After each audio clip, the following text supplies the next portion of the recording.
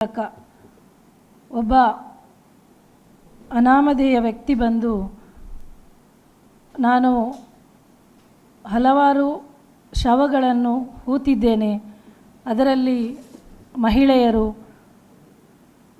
ಹೆಣ್ಣುಮಕ್ಕಳು, ನಾನಾ ರೀತಿಯ ನೂರಾರು ಶವಗಳನ್ನು ನಾನು ಹೂತಿದ್ದೇನೆ.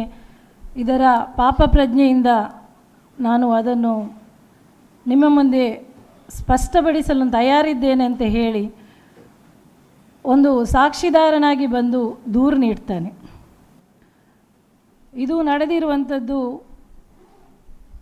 3ನೇ ತಾರೀಕಿಗೆ, ಜುಲೈ 4ನೇ ತಾರೀಕಿನಂದು ಅಲ್ಲಿ FIR ದಾಖಲಾಗ್ತದೆ.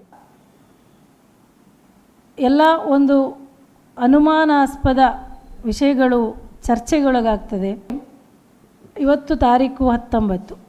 ಇಂದಿನವರೆಗೆ ಕೂಡ ಸಾಕ್ಷಿದಾರನಾಗಿ ಬಂದ ಒಂದು ಏನೊಂದು ಭಯಾನಕ ಕೃತ್ಯದ ಬಗ್ಗೆ ವಿವರ ನೀಡಿದ ಒಬ್ಬ ಸಾಕ್ಷಿ ಇದ್ದು ಕೂಡ 19ನೇ ತಾರೀಕಿನ ತನಕ 4ರಿಂದ 19ನೇ ತಾರೀಕಿನ ತನಕ ಒಂದು ಇಲಾಖೆ ಇದನ್ನು ಯಾಕೆ ಒಂದು ಅದರ ತನಿಖೆಯ ಬಗ್ಗೆ ಆಸಕ್ತಿ ತೋರಿಸ್ತಾ ಇಲ್ಲ ಎನ್ನುವಂತಹ ಜನರ ಮನದಲ್ಲಿ ಒಂದು ಸಂಶಯ ಆರಂಭವಾಗಿ ಚರ್ಚೆಯು ನಡೀತಾ ಇದೆ.